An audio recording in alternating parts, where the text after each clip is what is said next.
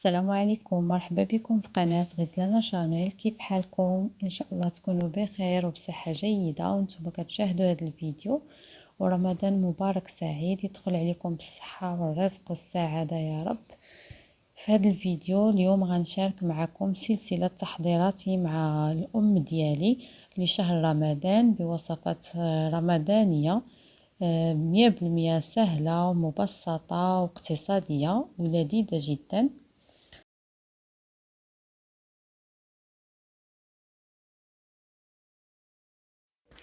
ومن ضمن الوصفات الرمضانية اللي حضرنا بشنيخة كتجي هشيشة واقتصادية وسريعة التحضير.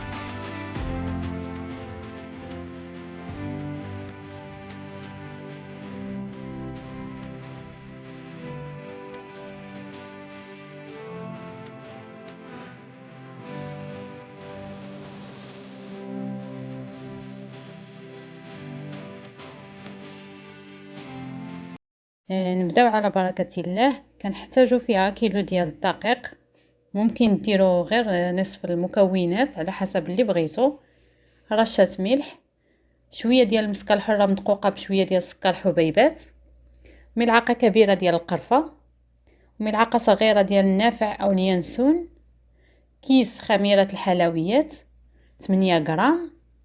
كنخلط النواشف وعاد كنضيف 4 كاس نتاع ما زهر، ملعقة كبيرة نتاع الخل، ونص كاس ديال الزيت. وكنحتاجو كذلك 200 غرام ديال الزبدة مذوبة، وكاس ونص ديال الحليب دافي وممكن اكثر على حسب اللي يتجمع لنا به العجين. وتكون قاصحه العجين ديالنا، خصها تكون قاصحه باش يسهل علينا الخدمه ديالها.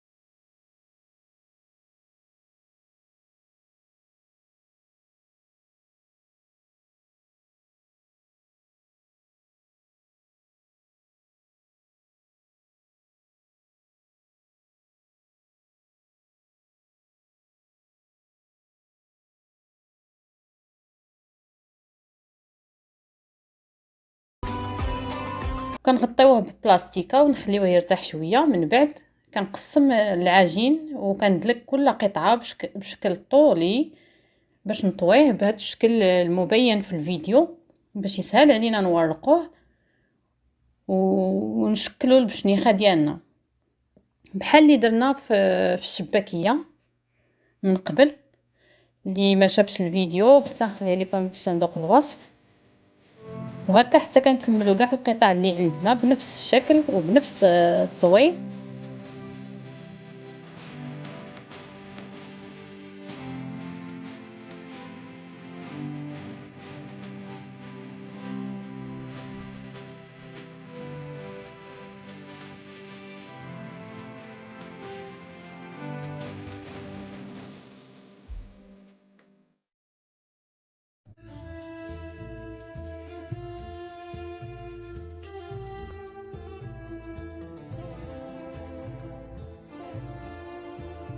ومن بعد كنبداو ناخدو القطعه الاولى وندلكوها وندوزوها تورق في الماكينه التوراق اولا غير بالثلاك. كنديروها على الرقم 4 ثم 6 باش كنحصلوا عليها مورقه مزيان. وهكا حتى نحصلوا على 5 أو 6 تاع القطع اللي كنكونوا ورقناها وكتصبح جاهزه باش ندوزوها في ماكينه تاع بشنيخه او الجهه ديال السباكيتي. لكن قبل كنرشها كامله بالدقيق داك القطع اللي دلكنا اللي ورقناها باش ما كتبقاش تلصق لنا وتعجن البشنيخه وتجي الشكل ديالها مزيان.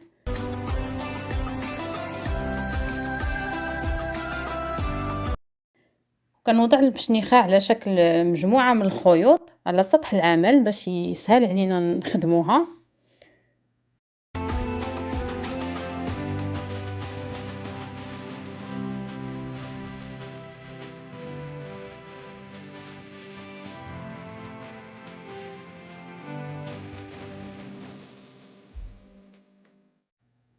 وعاد كنجمع الجوانب بهذا الشكل هذا باش ما تحل في القلي، وعاد كنقطع الاطراف اللي جاو زايدين وكنجمعهم ونعاود نخدمهم من بعد، ونقادها ونوضعها في صفيحه او اي بلاطو عندكم، وكنعاودو ونعاود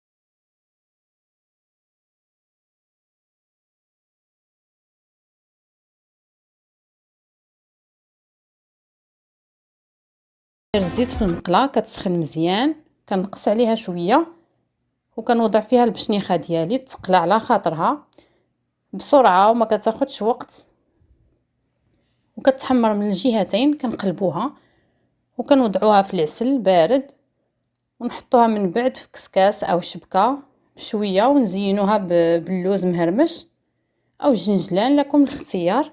انا زينتها شويه باللوز شويه بالجنجلان، كتجيب هذا الشكل هذا رائع، والمذاق يا سلام، وما فيهاش كثره المقادير، والمهم انها سريعه في التحضير، ما كتحتاجش انها نبيتوها ولا باش تشد راسها، وكتجي مقرمشه وهشيشه في نفس الوقت. وشكرا لكم على المشاهده والدعم والتشجيع.